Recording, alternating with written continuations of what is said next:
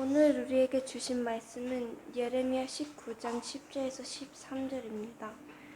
너는 한계 가는 자의 목전에서 그 온기를 깨뜨리고 그들에게 이르기를 만군의 여호와께서 이와 같이 말씀하시되 사람이 토기장에 그릇을 한번 깨뜨리면 다시 완전하게 할 수 없나니 이와 같이 내가 이 백성과 이 성읍을 무너뜨리니 도벳에 매장할 자리가 없을 만큼 매장하리라. 여호와의 말씀이니라. 내가 이곳과 그 가운데 주민에게 이같이 행하여 이 성읍으로 도벳 같게 할 것이라. 예루살렘 집들과 유다 왕들의 집들이 그 집 위에서 하늘의 만상에 분향하고 다른 신들에게 전제를 부음으로 더러워졌은즉 도벳 땅처럼 되리다 하셨다 하라 하시니.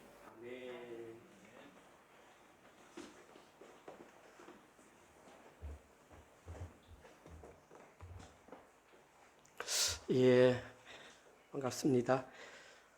지난 한 주간 기도해 주신 덕분에 교육을 잘 마치고 왔습니다. 월요일부터 목요일까지 중앙장로교회에서 이번에 고신대 신대원으로 지금 현재 심하고 계시는 최승락 교수님 오셔서 이번에 강의하신 내용은 신약 성경 일반 서신서에 관해서 가르쳐 주셨습니다. 일반 서신서라 하면 사도 바울이 작성하지 않은 그 외의 편지들, 예를 들면 저희들은 이 히브리서를 포함하기도 하고 안 하기도 하지만 이번엔 히브리서부터 요한계시록까지 한 권 한 권 잘 배웠습니다. 아침 9시 반부터 오후 4시 반까지 공부를 하면서 또 많은 걸 느꼈습니다. 첫 번째 느낀 거는 우리 학생들이 정말 대단하다.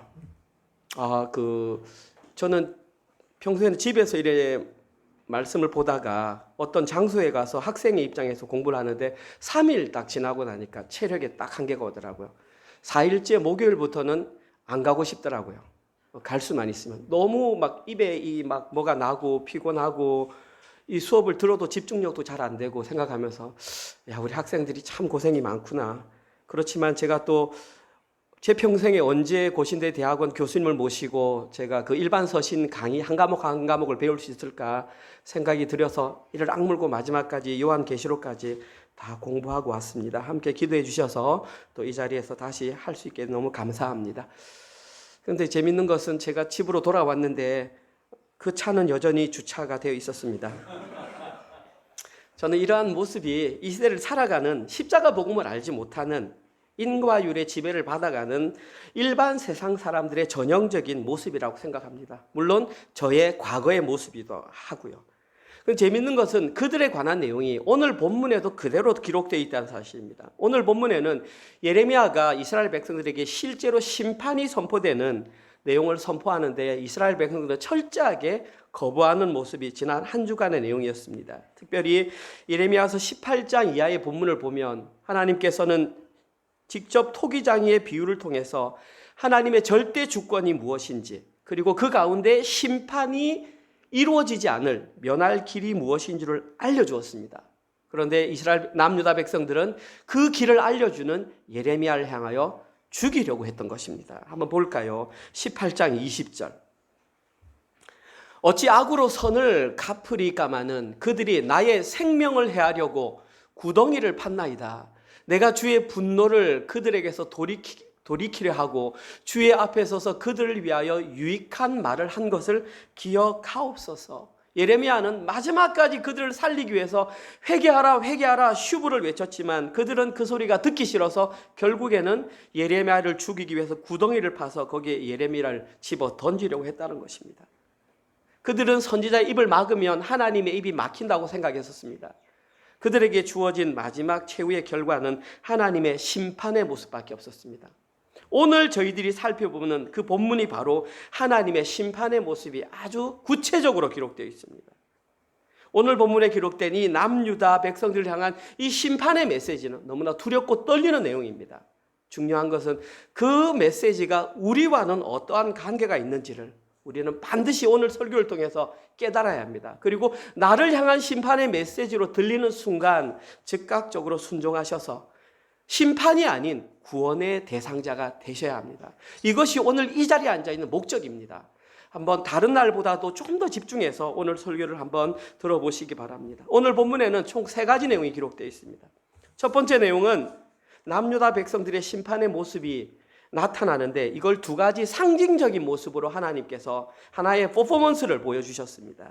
첫 번째 상징적인 행동은 오늘 보면 1절, 2절, 3절에 기록되어 있습니다. 읽진 않았지만 오늘 보면 1절, 2절, 3절 보시면 여호와께서 이와 같이 말씀하시되 가서 토기장의 옹기를 사고 백성의 어른들과 제사장의 어른 몇 사람과 하시드문 어기 곁에 있는 흰놈의 아들 골짜기로 가서 거기에서 내가 내게 이런 말을 선포하여 말하기를 너희 유다 왕들과 예루살렘 주민아 여호와의 말씀을 들으라. 만군의 여호와 이스라엘의 하나님이 이같이 말씀하시되 보라 내가 이곳에 재앙을 내릴 것이라. 그것을 듣는 모든 자의 귀가 떨리리니. 예레미야는 여기서 한 가지 어떤 특징적인 행동을 했습니다. 그 행동은 뭐냐 하면 바로 하나님의 말씀에 순종하여 토기장이가 있는 곳에 가서 그곳에서 옹기 하나를 샀습니다. 저기에 기록된 옹기라고 하는 것은 흙으로 만든 그릇 혹은 흙으로 만든 병 이런 걸 말합니다. 지금도 존재하고 있는 우리가 어릴 때 보았던 사기 그릇과 같은 그런 것입니다. 그 하나님의 명령에 그걸 샀습니다. 사고 나서 그 뒤에 보니까 백성의 어른과 제사장의 어른이라고 되어 있는데 저기에 기록된 백성의 어른은 정치적인 지도자입니다. 그리고 저기 기록된 제사장의 어른은 종교적인 지도자입니다. 그 두 부류의 사람들을 데리고 어디로 가라냐면 하시드문 어기에 있는 흰놈의 아들 골짜기. 어려운 말입니다. 사실은 하시드문이 뭐냐 하면 예루살렘에는 여러 개의 성문이 있는데 그 중에 하나입니다. 근데 이 하시드문이 정확하게 어떤 문인지 아는 사람은 없습니다. 다만 한글 주석에는 뭐라고 했냐면 이 하시드문을 질그릇 조각의 문이다. 한글 성경 가운데 주석이 달린 좀 좋은 성경 가지신 분은 밑에 보면 1번 해가지고 질그릇 조각의 문이다 그렇게 되어 있습니다. 그래서 저희들은 이 문이 질그릇 조각의 문이다 라고 불렸다는 것만 알 수 있습니다. 그 다음으로 그 뒤에 있는 흰놈의 아들 골짜기, 사실 저기도 마찬가지입니다. 흰놈의 아들 골짜기 위치는 예루살렘 남쪽 어떤 동쪽에 있는 기드론 시내와 맞는 어떤 골짜기라는 것은 아는데 왜 저 이름이 흰놈의 아들 골짜기가 되었는지는 아무도 모릅니다. 그리고 저기 기록된 흰놈이 누구인지 또 흰놈의 아들은 누구인지는 사실은 성경에 밝히고 있지 않습니다. 다만 저희들이 흰놈의 아들 골짜기에 관하여 알 수 있는 내용은 중요한 내용이 있는데 저기에서 바로 인신제사가 드려졌다는 것입니다. 그리고 뿐만 아니라 저기에서 짐승이 죽으면 그 사체를 불태웠고 사람이 죽으면 묻든지 아니면 저기서 시체를 태웠습니다. 뿐만 아니라 저기에 쓰레기도 함께 태웠기 때문에 저곳에는 항상 24시간 불과 연기가 피어나고 있었다. 그곳이 바로 흰놈의 아들 골짜기입니다. 그 저기가 왜 저기에 기록되어 있냐면 이스라엘 백성들에게 심판의 모습을 저기보다 더 자세히 알려줄 수 있는 장소가 없었기 때문에 종교 지도자들과 정치 지도자를 저리로 데려갔던 것입니다. 그리고 거기에서 뭐라고 말했냐면 3절에서 이렇게 말했습니다. 보라, 내가 이곳에 재앙을 내릴 것이다. 저기 기록된 재앙의 원어는 악입니다. 악.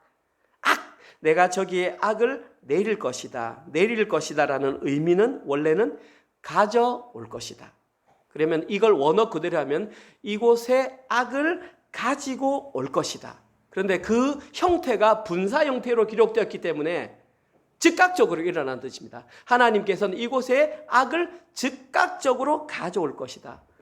심판이 임박했다. 재앙이 바로 실현될 것이다라는 의미가 기록되어 있습니다. 뿐만 아니라 그 뒤에 그 소리를 듣는 모든 자의 귀가 떨린다. 귀가 떨린다라는 말은 하나의 관용적인 의미입니다. 그 소리를 듣는 자들이 크게 두려움을 느끼게 된다. 그런데 아직 저 때는 심판이 실현되기 전입니다. 그런데 이제 곧 심판이 일어날 것이다. 이 소리만 들려도 그 소식이 얼마나 무서웠던지 두렵고 떠는 현상, 그것을 귀가 떨린다 이렇게 말합니다. 저희들은 여기에서 분명한 사실 한 가지를 알아야 합니다. 남유다에게도 마찬가지지만 저희들에게도 실제로 심판이 실현되기 전에 심판을 피할 수 있을 때, 아직까지 시간이 남아있을 때 반드시 그 피할 수 있는 방법을 찾아야 한다는 것입니다. 그런데 너무나 안타까운 사실은 지금 이 시대에 설교 강단에서는 심판을 설교하는 그 시대가 사라져버렸다는 것입니다. 예레미야 본문을 설교하는 설교자도 없을 뿐만 아니라 이 본문이 해당되면 은근슬쩍 이 본문을 넘어가서 다음 설교를 한다는 얘기입니다. 왜냐하면 심판을 설교하면 듣는 사람들이 기분 나빠하고 교회를 떠나간다는 이유 때문입니다. 그러나 하나님의 말씀은 분명하게 기록되어 있기 때문에 우리는 이 내용을 들어야 합니다. 심판의 메시지가 선포될 때에 그것이 나를 향한 심판의 메시지. 어쩌면 여러분 인생에 오늘 선포되는 이 심판의 메시지가 가장 마지막 심판의 메시지가 될 수 있다는 사실입니다. 다음으로 오늘 본문에 기록된 예레미야가 행했던 두 번째 행동은 10절과 11절입니다. 오늘 채은이가 읽은 내용입니다. 10절. 너는 함께 가는 그 정치적 지도자, 종교적 지도자와 함께 그들의 목전에서 눈앞에서 그 온기를 깨뜨리고 그들에게 이르기를 만군의 여호와께서 이같이 말씀하시되 사람이 토기장이의 그릇을 한번 깨뜨리면 다시 완전하게 할 수 없나니 이와 같이 내가 이 백성과 이 성읍을 무너뜨리리니 도벳에 매장할 자리가 없을 만큼 매장하리라. 여기서 말했던 두 번째 퍼포먼스는 바로 저 내용입니다. 아까 토기장이 가서 사왔던 그 그릇 혹은 그 병을 그들의 눈앞에서 던져서 깨버린 것입니다. 만약에 제가 여기서 컵을 가지고 깨버린다면 어떤 소리가 날까요? 와장창 소리가 나겠죠. 그때도 마찬가지입니다. 그 병을 그들에게 던졌을 때 와장창하고 큰 소리가 났을 것입니다. 그때의 예레미야는 즉각적으로 다시 한 번 더 하나님의 메시지를 선포했습니다. 봐라. 이렇게 그릇이 깨지면 다시 완전하게 할 수 없듯이 내가 이 백성과 이 성읍을 반드시 무너뜨릴 것이다. 뿐만 아니라 도벳이라고 하는 곳에 더 이상 사람을 시체를 묻지 못할 장소로 만들겠다. 방금 제가 말씀드렸던 이 내용에 두 가지 메시지가 포함되어 있습니다. 그 중에 첫 번째 내용은 하나님의 심판이 실현되면, 다시 말해서 용기가 깨어지듯이 남유다 백성이 한번 깨어지면 다시는 완전하게 할 수 없다. 오늘 본문에 기록된 이 완전하게 할 수 없다라는 히브리어는 여러분이 아는 단어입니다. 바로 라파입니다. 여호와 라파, 치유의 하나님이 여호와 라파 아닙니까? 저기에 완전하게 하리라가 바로 라파입니다. 그러면은 완전하게 할 수 없다는 것은 하나님께서 한번 깨뜨리면 고칠 수 없다, 치유할 수 없다라는 것입니다. 한번 심판이 선포되면 다시는 고칠 방법이 없다라는 사실입니다. 회복할 수가 없습니다. 두 번째 선포한 내용은 그들이 있는 그곳, 오늘 본문에는 도벳이라고 했는데 이 도벳이 아까 흰놈의 아들 골짜기와 같은 장소입니다. 원래 거기는 시체를 묻는 무덤이었는데 그 무덤의 장소에 더 이상 시체를 묻을 곳이 없게 하겠다. 더 이상 묻을 시체가 없다는 것은 얼마나 시체가 많았으면 이제 더 이상 그곳이 무덤 역할을 하지 못하게 된다. 너무나 잔혹하고 너무나 무서운 심판의 현실의 모습입니다. 사랑하는 성도 여러분, 지금 여기에서 예레미야가 선포하고 있는 이 심판의 메시지, 정말 우리 가슴 깊이 다시 한번 우리의 소리로 들어야 합니다. 그리고 저희들은 이러한 심판의 대상자가 되지 않기 위해서 정말 정신 똑바로 차리고 신앙생활을 해야 하는 것입니다. 오늘 본문에 기록된 두 번째 내용은 이들이 심판을 당할 수밖에 없었던 진짜 이유입니다. 오늘 본문 4절과 5절입니다. 이제 여러분들은 아십니다. 저기 이는 이 말은 because 혹은 for라는 뜻입니다. 왜냐하면 그들이 나를 버리고 이곳을 불결하게 하며 이곳에서 자기와 자기 조상들과 유다 왕들이 알지 못하던 다른 신들에게 분향하며 무죄한 자의 피로 이곳을 가득 채웠음이며 또 그들이 바알을 위하여 산당을 건축하고 자기 아들들을 바알에게 번제로 불살라 드렸나니 이는 내가 명령하거나 말하거나 뜻한 바가 아니니라. 저기에는 너무나 분명하게 하나님께서 이들을 심판해야 하는 명확한 이유가 나와 있습니다. 여러분도 보셔서 알겠지만 4절에 이는 그들이 나를 버렸기 때문입니다. 버리다, 아자브라는 단어입니다. 원래 뜻은 떠나다라는 뜻이고요. 그래서 그들이 심판을 받을 수밖에 없었던 이유는 하나님을 떠나버렸기 때문입니다. 아마도 성도님들 가운데 하나님을 떠나는 것이 무엇이 그렇게 큰 심판의 이유가 되느냐라고 생각하는 분들이 계실지 모르겠지만, 하나님을 떠난다는 것은 그분과 언약의 관계가 파기되는 아주 중요한 사건입니다. 예레미야 18장 14절에는 이 내용을 이렇게 기록하고 있습니다. 레바논, 이 레바논이라고 하는 것은 산맥입니다. 이스라엘 지역에 사는 가장 높은 산맥이 레바논 산맥인데, 그 중에서 이스라엘 백성들이 가장 높은 산으로 여기는 것은 헤르몬산, 헐몬산입니다. 헐몬산보다 더 높은 산이 있는데 최고 3086m. 우리 한국에서 가장 높은 산이 백두산이 2744m니까 레바논에서 가장 높은 산은 그것보다도 거의 500m 이상 더 높은 산입니다. 그 높은 산에는 항상 바위 곁에는 눈이 내 있습니다. 저기 레바논의 눈, 이 아이가 아니라 스노우가 어찌 들의 바위를 떠나겠으며, 그 높은 산에는 항상 눈이 있다. 그리고 그것이 만약에 녹게 되면 먼 곳에서 흘러내는 찬물이 어찌 마르겠느냐. 저기에 기록된 떠나겠으며, 저 말이 아까 말했던 아자브입니다. 버리다라는 뜻과 동일한 단어입니다. 무슨 말입니까? 레바논 산꼭대기 바위에 항상 눈이 있어야 하고, 만약에 그것이 녹으면 찬물이 되는 것이 자연의 이치인데, 원래 남유다 백성들은 하나님을 떠날 수 없는 백성들이었는데 지금 너희들이 그것을 떠난 존재가 되었다, 이 말씀을 하시는 것입니다. 다시 말해서 남유다 백성들은 자연의 이치조차도 거스르는 너무나 그런 일을 진행하고 있다. 그러면서 구체적으로 그 일이 무엇인지를 이렇게 밝히고 있습니다. 첫 번째, 그들에게 나타난 현상. 오늘 본문 집사님 4절. 첫 번째 나타난 현상은 이곳을 불결하게 하며 이곳에서 자기와 자기 조상들과 유다 왕들이 알지 못하던 다른 신들에게 분향하는 현상. 이것을 다른 말로 종교적 현상이라고 말합니다. 그들이 하나님을 떠나는데 첫 번째 측면은 종교적으로 떠나는 현상이 발생합니다. 오늘 본문에는 그것을 불결하다 그렇게 표현했습니다. 저 불결하다는 뜻은 원래 주의하다, 주목하다 그런 뜻입니다. 그러면은 그들이 나를 버리고 이곳을 불결하게 했다는 것은 이곳을 주목하게 만들었다. 왜 주목하게 만들었을까요? 원래 그곳에는 하나님의 성전이 있어야 하고 하나님을 섬기는 일들이 있어야 하는데, 지금 그것이 주목받는 이유는 그곳에 이국적이고 아주 기묘한 것들로 가득 찼다는 것입니다. 다시 말해서 이방 우상들로 예루살렘과 남유다를 가득 채웠기 때문에 여기가 예루살렘인지 이방 땅인지 몰라서 사람들이 지나가다가 주목한다는 뜻입니다.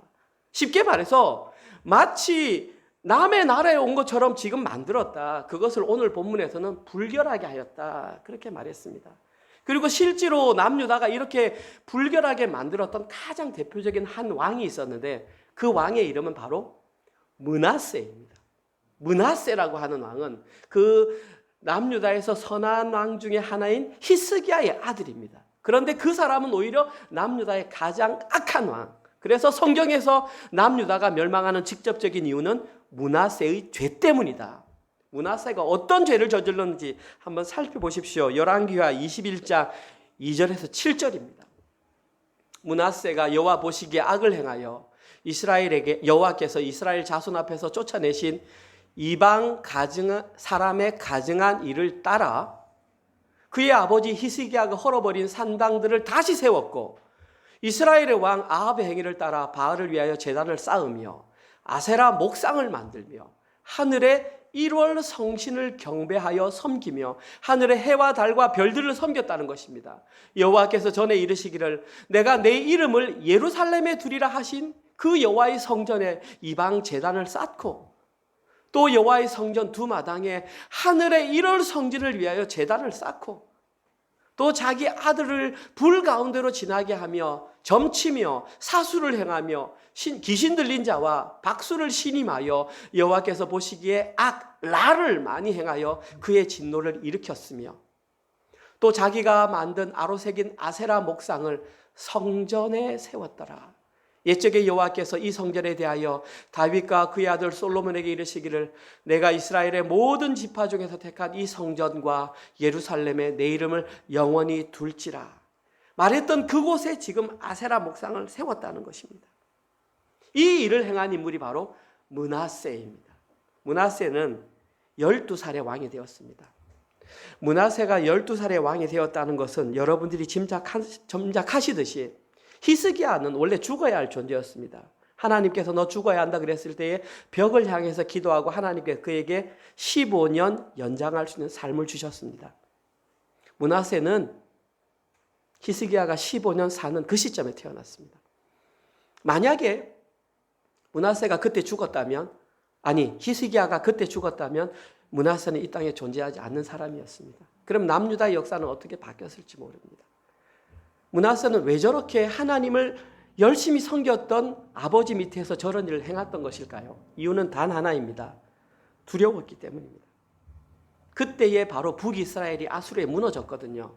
그리고 자기들도 그런 죽음의 위험이 있으니까 여호와도 섬기면서 그 옆에서 이방신을 섬길 수 있을 만큼 많이 가져왔거든요. 그 사람이 바로 므낫세였던 것입니다.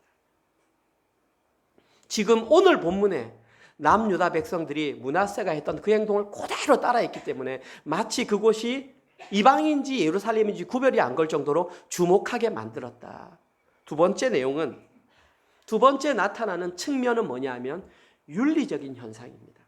오늘 본문 4절 후반부에 보시면 무죄한 자의 피로 이곳에 채웠으며, 저기에 기록된 무죄한 자는 윤리적으로 큰 잘못을 하지 않은 사람입니다.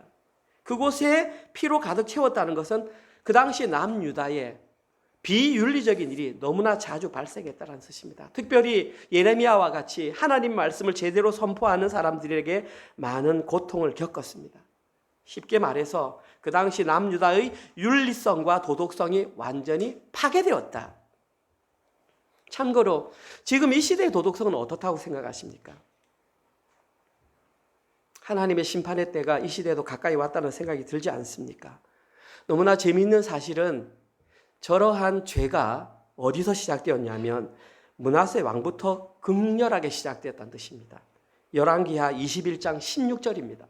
방금 그 우상을 했던 므낫세가 유다에게 범죄하게 하여 여호와께서 보기에 악을 행한 것 외에도 플러스 인 에디션 또 무죄한 자의 피를 심히 많이 흘려 예루살렘 이 끝에서 저 끝까지 가득하게 하였더라.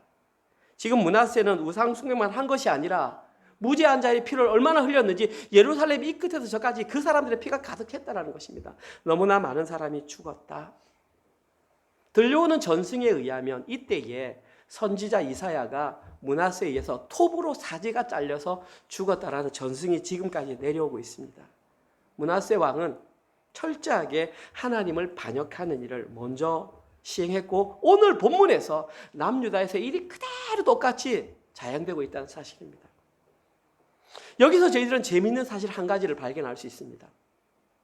어떤 지역에 종교적인 범죄가 일어나면 반드시 거기에는 윤리적인 범죄가 따라온다는 것입니다. 저희들은 윤리적인 현상을 보면서 그곳이 종교적으로 타락했는지 안 했는지를 볼 수 있다는 것입니다. 이 시대에 하나님께서 원치 않는 엄청난 윤리적인 범죄가 너무나 공공연하게 자행되고 있습니다. 하나님께서 동성애를 그렇게 미워하심에도 불구하고 이제는 합법화되고 이제는 대한민국까지 무너지는 그러한 현상이 발생했습니다. 하나님의 심판이 임박했다는 증거입니다. 저희들도 종교적으로 무감각해지거나 윤리적으로 무감각해지지 않도록 반드시 자신의 신앙을 날마다 점검하며 살아야 합니다. 이렇게 종교적으로 윤리적으로 무너졌던 그곳에 하나님께서 내리실 수 있는 것은 단 하나, 심판밖에 없었습니다. 오늘은 심판의 모습이 이렇게 나타납니다. 6절에서 9절입니다. 읽으면서 한번 들어보십시오. 그러므로 결과적으로 보라, 다시는 이곳을 도벳이나 아까 말했습니다. 흰놈의 아들 골짜기라 부르지 아니하고 오직 그곳을 죽임의 골짜기라 부르는 날이 이를 것이라 여호와의 말이니라.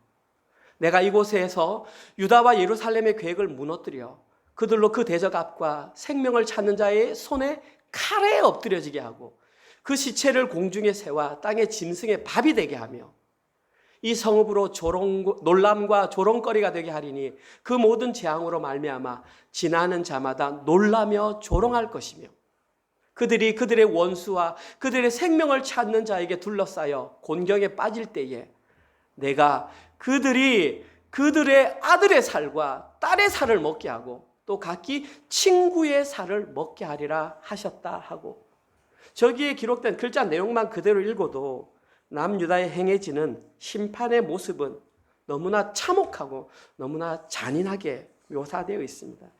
저희들은 이 내용을 두 가지로 분리할 수 있는데, 첫 번째 그들에게 나타나는 심판의 현상은 죽음입니다. 6절에 보시면 도벳이나 흰놈의 골짜기는 원래 시체들을 태우는 곳이라고 했습니다. 그곳에는 항상 시체를 태우는 불이 타고 있다고 했습니다. 그런데 그곳을 그렇게 부르지 말고 이제는 이름을 바꾸어서 죽임의 골짜기로 바꾸라는 것입니다. 원래 무덤이었는데 그곳 이름을 죽음의 골짜기로 바꾸라는 것은 이 지상에 이곳보다 더 지옥을 자세히 설명할 수 없는 곳을 만들어 버리겠다라는 것입니다.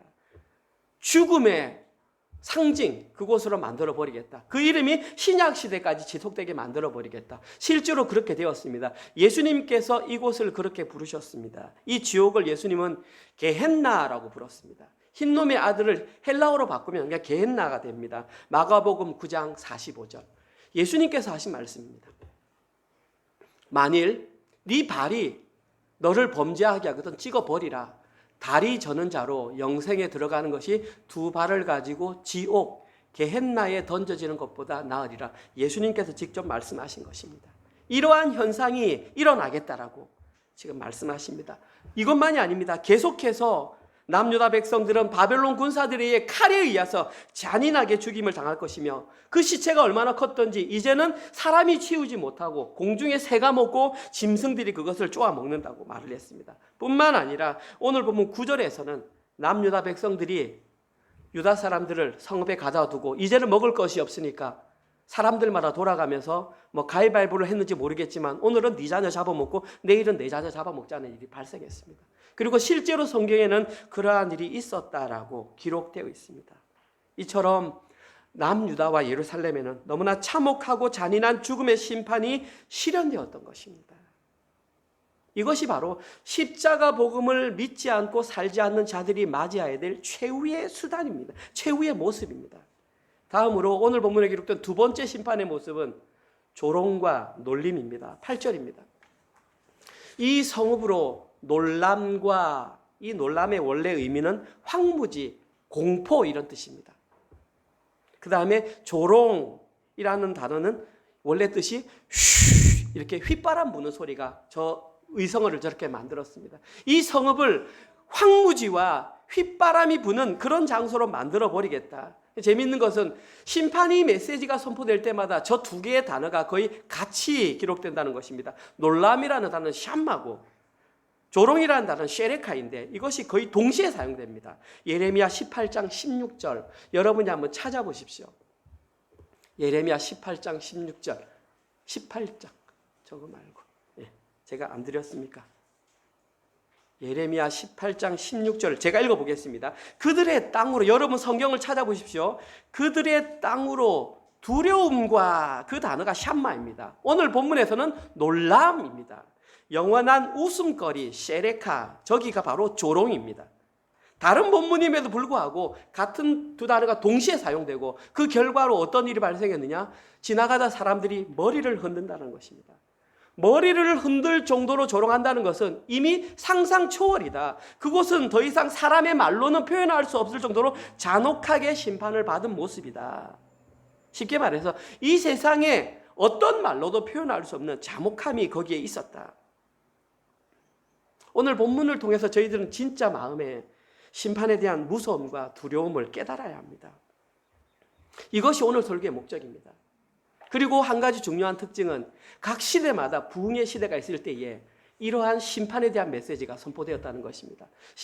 영국에서 가장 큰 부흥의 시기가 있었을 때 유명한 설교자가 스펄전이라고 하는 사람이 있었습니다. 한 번씩 들어보셨을 텐데, 스펄전이 설교를 하는데 한 곳에 모이면 그 당시에 3,500명이 모였습니다. 영국에. 그런데 스펄전이 심판에 대해서 막 설교를 하고 이 심판의 지옥불이 떨어질 것이다 막 하는데 사람들의 귀에는 그것이 실제 불처럼 들린 것입니다. 그래서 2층에 있던 어떤 사람들이 실제로 불이 떨어진 줄 알고 막 뛰쳐나가니까 사람들이 불이 난 줄 알고 막 따라 나가는 현상이 이 당시에 있었다는 사실입니다. 얼마나 스펄전이 심판의 불에 대해서 철저하게 진실되게 설교를 했으면 그러한 현상이 발생했을까요? 사랑하는 성도 여러분, 진짜 부흥은 심판의 모습을 가장 잘 묘사할 때 일어납니다. 왜냐하면 그때야 회개가 일어나기 때문입니다. 오늘 설교는 결코 웃으면서 들을 수 있는 혹은 웃으면서 할 수 있는 그런 내용이 아닙니다. 왜냐하면 바로 우리 자신이 그 심판의 대상이 될 수 있고, 우리가 아니라면 우리의 가족, 우리의 이웃 혹은 우리의 친척, 친구들이 그 대상이 될 수 있기 때문입니다. 저희들은 심판의 날이 곧 이르기 전에 저희 사랑하는 가족과 친구와 이웃에게 이 심판을 면할 수 있는 방법을 알려줘야 합니다. 그것이 우리의 권리이자 의무인 것입니다. 자, 그러면 이 심판을 면할 수 있는 방법이 무엇일까요? 여러 가지가 있겠죠. 오늘 설교에 대한 내용을 가지고 한번 우리가 결론을 내려봅시다. 이 심판을 오늘 설교에 깃대어서 만약에 예를 든다면 심판을 면할 수 있는 방법은 너무나 간단합니다. 오늘 본문에 기록된 내용대로 한다면 하나님의 심판을 면할 수 있는 방법은 하나님께서 온기를 깨뜨리기 전에 스스로 온기를 깨뜨리면 됩니다. 다시 말씀드리겠습니다. 심판을 면할 수 있는 유일한 방법은 하나님이 온기를 깨뜨리기 전에 자기 스스로 온기를 깨뜨리면 됩니다. 지난주 설교 내용대로 한다면 그 부자 청년이 부가 많아서 돌아간 것이 아니라 그걸 깨뜨리면 된다는 사실입니다. 예수님께서는 이 땅에 오셔서 계속 그걸 말씀하셨습니다. 오늘은 다른 예를 한번 들어보겠습니다. 마가복음 14장 3절에서 9절에 기록된 내용입니다. 한번 여러분들이 보십시오. 예수께서 베다니 나병 환자 시몬의 집에서 식사하실 때에 한 여자가 매우 값진 향유 곧 순전한 나드 한 옥합을 가지고 와서 그 옥합을 깨뜨려 예수의 머리에 부으니 어떤 사람들이 화를 내어 가룟 유다라고 합니다. 서로 말하되 어찌하여 이 향유를 허비하는가? 이 향유를 300데나리온 이상에 팔아 가난한 자들에게 줄 수 있었겠도다 하며 그 여자를 책망하는지라. 예수께서 이르시되 가만두라. 너희가 어찌하여 그를 괴롭게 하느냐? 그가 내게 좋은 일을 하였느니라. 가난한 자들은 항상 너희와 함께 있으니 아무 때라도 원하는 대로 도울 수 있거니와 나는 너희와 항상 함께 있지 아니하니라. 그는 힘을 다하여 내 몸에 향유를 부어 내 장례를 미리 준비하였느니라. 내가 진실로 너희에게 이르노니 온 천하에 어디서든지 복음이 전파되는 곳에는 이 여자가 행한 일도 말하여 그를 기억하게 하리라. 예수님이 하신 저 말씀이 오늘 이 자리에서 실현되고 있습니다. 복음이 전파되는 곳에 이 설교가 선포된다고 분명없이 말씀하고 계십니다. 이 내용에는 엄청나게 많은 진리가 포함되어 있습니다. 그런데 오늘은 단 한 가지 옥합을 깨뜨리는 것만 한번 주목해 보도록 하겠습니다. 이 베다니에 있는 이 여인은 문둥병자 시몬이라고 하는 어떤 사람이 집에 예수님께서 식사하시는 모습을 보고 자기 집에서 열심히 보관하고 있던 나드향, 아주 귀한 향기 나는 그 옥합을 가지고 와서 예수님 발 앞에서 바로 그냥 깨뜨려 버렸습니다. 그리고 어떤 성경에는 발을 씻겼다. 오늘 찬양에서는 어떤 성경에는 예수님의 머리를 씻었다. 그렇게 말을 했습니다. 이 당시 한 데나리온의 가치는 노동자 하루 품삯입니다. 지금으로 말하면 그냥 하루 일당입니다. 요즘 하루 일당 얼마 받습니까? 사람마다 다 다르겠죠. 평균적으로 했을 때에. 저기에 300데나리온 나간다는 것은 1년에 300일 일한다 보면 1년 연봉에 해당됩니다. 적게는 6만 불, 많게는 10만 불 정도 되겠죠. 그 정도 값어치가 되는 향유옥합을 가지고 와서 예수님의 발 앞에 깼다라는 것입니다. 어떤 사람에게 그 돈은 큰 돈이 아니겠지만 이 여인에게 그 돈은 전 재산이었습니다. 성경 주성학자들은 이 돈이 그 여인의 결혼 비용이었을 것이다. 그렇게 생각합니다. 이 여인에게 있는 전 재산, 가장 소중한 것. 그런데 이 여인은 이것을 왜 예수님 발 앞에서 깨뜨렸던 것일까요? 이 여인은 그 돈이 아깝지 않았던 것일까요? 아닙니다. 이 여인도 그 돈이 아까웠을 것입니다. 그런데 이 여인이 이렇게 행동할 수 있었던 유일한 이유는 그것보다 더 귀한 가치를 발견했기 때문입니다. 그 여인이 발견했던 가치가 바로 천국이고 구원이고 진리고 영생이고 하나님 나라, 십자가 복음이었던 것입니다. 지금 저희들이 묵상하고 있는 이 예레미야 본문에서는 이 십자가 복음을 구약이기 때문에 직접 말을 못합니다. 예수님이 안 오셨는데 십자가 복음이 어디 있습니까? 그래도 우리는 예레미야 성경을 통해서 십자가 복음을 봐야 합니다. 그래야 구원받습니다. 구약 성경은 구약 성경만 보면 구원 못 받습니다. 뭘로 기록했느냐? 지난주 말씀 묵상에 아주 명확하게 팍 찍어주셨습니다. 그 내용이 뭐냐면 17장 19절 이하에 기록된 안식일을 기억하는 것입니다. 목요일 본문이었습니다. 예레미야는 유다의 죄가 금강석 철필로 쌓을 정도로 마음에 기록되어 있었지만 내가 마지막으로 얘기해 줄게. 이 죄를 지울 수 있는 방법 알려줄게. 그리고 목요일 본문에서 뭐라고 그랬냐면 안식일을 거룩하게 지켜 이렇게 말했습니다. 여러분, 안식일을 거룩히 지킨다는 것은 어떤 날 지나가다가 그 하루 제사 지내는 걸 말하는 건 아니에요. 안식일을 지킨다는 것은 예레미야가 또 설명해 줬어요. 내가 말해 줄게. 예레미야 17장 7절 기억하십시오, 여러분. 제가 잘못했습니까? 이거 아닙니다. 제가 읽을게요. 잘못 드렸나 봐요. 그러나 18장 7절입니까? 그러나 무릇 여호와를 의지하며 여호와를 의뢰하는 그 사람은 복을 받을 것이라. 제가 다시 읽겠습니다. 그러나 무릇 여호와를 의지하며 여호와를 의뢰하는 그 사람은 복을 받을 것이라. 이것이 바로 안식일을 지키는 것입니다. 안식일은 그날 하루 가서 제사 지키는 것이 아니라 여호와 하나님을 의뢰하고 여호와 하나님을 신뢰하는 그것이 바로 안식일을 지키는 것입니다. 그리고 신약 시대에 그렇게 사는 사람이 십자가 복음을 알고 십자가 복음을 사는 것입니다. 자신의 실제 삶을 통해서 이러한 삶을 살아가는 그 사람이 바로 안식일을 지키는 사람이며 십자가 복음을 살아가는 사람. 이것만 마음속에 딱 간직하고 있으면 어떤 심판이 와도 흔들릴 게 아무것도 없습니다. 이게 없으니까 심판 얘기만 하면 두렵고 떠는 것이죠. 중요한 것은 이렇게 안식일을 가지고 살아가면 반드시 두 가지 현상이 나타나게 되어 있습니다. 첫 번째, 이들에게 나타나는 현상은 종말론적 신앙관을 갖게 됩니다. 안식일을 제대로 알고 하나님만 의지하며 사는 사람들은 그들의 마음속에 종말론적인 신앙관이 딱 들어옵니다. 목사님, 종말론 나쁜 거 아닌가요? 1992년 다미 선교회부터 시작해서 종말에 대한 것이 너무나 소중한 것인데 이단들이 써버리니까 이 강단에서 그 말을 못 쓰게 된단 말입니다. 금기어가 돼버렸죠.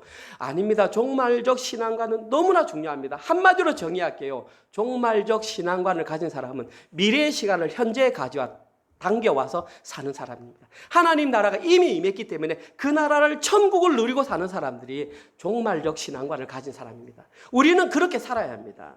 그렇게 사는 사람은 특징이 뭐냐 하면 미래에 대한 두려움이 사라지게 되어 있습니다. 이러한 신앙을 가진 사람이 바로 종말적 신앙관이고 이걸 가지려면 안식일에 대한 개념, 십자가 복음을 명확하게 알아야 됩니다. 두 번째 나타나는 현상은 뭐냐 하면 성경에 대한 객관적 신앙관을 갖습니다. 안식일에 대한 개념이 별로 없었을 때에는 성경을 읽으면 제3자의 이야기입니다. 아, 누가 들었으면 좋겠네. 이 설교 누가 들었으면 좋겠네. 이 성경 읽으면 되는데 그걸 딱 느끼는 순간 이 성경이 나의 것으로 와닿았어요. 객관적으로 1인칭으로 와닿습니다. 그날부터 성경이 뿅 뛰어가지고 막 글이 나에게 활동을 하게 살아서 역사합니다. 이것이 성경의 객관적인 신앙관. 이 두 가지가 나타나는지 점검해 보면 내가 안식일의 신앙을 바로 사는지 알 수 있습니다. 이때에 드디어 종교적인 가면을 벗어버리고 참된 신앙인의 모습으로 변화가 일어납니다. 교회 다닌 횟수와 상관없이 이때에 안식일의 개념을 정확하게 알고 종말론적인 신앙관과 성경에 대한 객관적인 신앙관을 가질 때에 삶의 변화가 나타납니다. 반대로 얘기하면요, 아무리 오랫동안 신앙생활하고 교회를 다녀도 삶의 변화가 없다. 이 두 가지를 못 경험했기 때문입니다. 늘 성경은 제3자 얘기야. 오늘 성경 본문은 예레미야 얘기고 남유다 백성들이 들어야 될 아니고 남유다 백성들이 들어야 될 얘기가 아니라 이 시대를 살아가는 내가 들어야 될 내용, 그것이 말씀 묵상의 실체입니다. 왜 여러분께 아침마다 말씀 묵상 보내드릴까요? 여러분 것으로 받으라는 것입니다. 받을 때에 사는 역사가 일어난다는 것입니다. 현실의 삶에서 이렇게 안식일의 개념을 가지고 올바로 신앙생활 하는 것이 옥합을 깨뜨리는 것입니다. 그 길이 십자가의 길이고 좁으면 좁은 길을 걸어가는 것입니다. 하나님께서는 그렇게 현실의 삶을 통해서 옥합을 깨뜨리는 자에게 심판이 아니라 구원의 길을 지시는 것입니다. 오늘 본문에는 바로 그 내용이 기록되어 있습니다. 설교를 마무리하겠습니다. 오늘 본문에서 예레미야는 남유다의 심판을 설명하기 위해서 어떤 토기를 깨뜨리는 퍼포먼스를 보여줬습니다. 퍼포먼스는 보통 사람들이 막 잠자고 이렇게 할 때, 수업 시간에 학생들이 잘 때 제가 만약에 여기서 그릇을 가지고 지금 쨍 깬다면 고개를 딱 바짝 들 겁니다. 그런 역할을 지금 하는 것입니다. 심판이 곧 임했다. 정신 차려라. 그리고 그 심판의 모습이 얼마나 두렵고 무서운지 너희들은 정확하게 알아야 한다. 소식만 들어도 심판은 귀가 울릴 정도다. 근데 진짜 중요한 건 너희들 또한 그 심판의 대상이 될 수 있다는 것을 명심하라. 이것이 오늘 본문 내용입니다. 그리고 만약에 그 피할 방법을 알았다면 지금 즉시 주변 사람들에게 알려라. 그런 차원에서 셀 모임을 하는 것입니다. 셀 모임에 빈방석을 두는 이유는 저 사람에게 이 복음 전하고 싶은데 하는 사람 교회로 먼저 데려오기 전에 셀로 데리고 와서 그걸 보여주라는 것입니다. 그것이 셀 모임의 온전한 목적입니다. 그렇게 십자가 복음을 온전히 깨닫고 살아가는 그 삶이 여호와 하나님 한 분만을 온전히 의지하며 그분을 왕으로 섬기는 것이고 하루하루 그렇게 살아갈 때에 그것이 바로 이 내가 가진 가장 귀중한 온기를 깨뜨리는 행위입니다. 이것은 반드시 안식일의 개념을 명확하게 알 때에 일어납니다. 그리고 하루하루를 살아가면서 우리의 삶에서는 종말론적인 신앙관과 성경에 대한 객관적인 신앙관으로 살아갈 수 있는 것입니다. 이것이 올바른 종말을 살아가는 성도의 올바른 신앙의 자세입니다. 오늘 본문은 이걸 말하고 있습니다. 이번 한 주간 동안 우리 사랑하는 모든 은혜로 성도님들은 안식일의 개념을 명확하게 십자가 복음의 의미를 명확하게 깨달으시고 종말론적인 신앙관과 성경에 대한 객관적인 신앙관을 가지셔서 여호와 하나님 한 분만을 전적으로 신뢰하시며 살아가시는 여러분 되시기를 주님의 이름으로 축원드립니다. 아멘. 하나님, 모든 것이 자기가 왕이 되어 살아가는 이 시대에 사랑하는 은혜로 교회에 하나님의 심판의 메시지를 듣게 하시니 참으로 감사합니다. 하나님, 온 세상이 그릇된 길로 간다고 할지라도 사랑하는 저희 은혜로 교회만큼은 말씀에 기록된 십자가 복음의 길을 걸어가는 교회 되게 하여 주시옵소서. 힘이 없습니다. 연약합니다. 성령 하나님, 저희들을 도와주시옵소서. 일상의 삶을 살아갈 때에 지치지 않도록 위로하여 주시고 감동 주시고 깨닫게 하셔서 말씀대로 살아갈 수 있는 힘을 주시옵소서. 특별히 사랑하는 우리 청년들을 위해 기도합니다. 세상에 보이는 것이 너무 많아서 하나님 마음을 빼앗기기가 너무나 쉽습니다. 그러나 사랑하는 우리 청년들 주님 붙잡아 주시옵소서. 세상에 눈을 돌리지 말게 하시고 십자가 복음의 말씀에 하나님의 눈을 돌려서 하나님께서 우리 가운데 이미 임하신 종말론적인 신앙관을 가지고 신앙생활하게 하여 주시고 특별히 말씀을 읽을 때마다 묵상할 때마다 그 말씀이 나를 향한 말씀인 줄 깨닫고 성경에 대한 객관적인 신앙관을 가지고 살아가는 우리 모든 은혜로 성도 되게 하여 주시옵소서. 또한 한 주간 동안 열심히 일을 해서 하나님 수입을 주시니 참으로 감사합니다. 이 모든 것이 하나님의 은혜의 결과입니다. 하나님 기쁨으로 받게 하시고 내 것이 아님을 고백하는 마음으로 하나님 앞에 11조와 주정헌금과 감사헌금과 구제헌금으로 올려드렸습니다. 하나님 이 헌금이 쓰이는 곳곳마다 오직 하나님의 영광이 드러나게 허락하여 주시옵소서.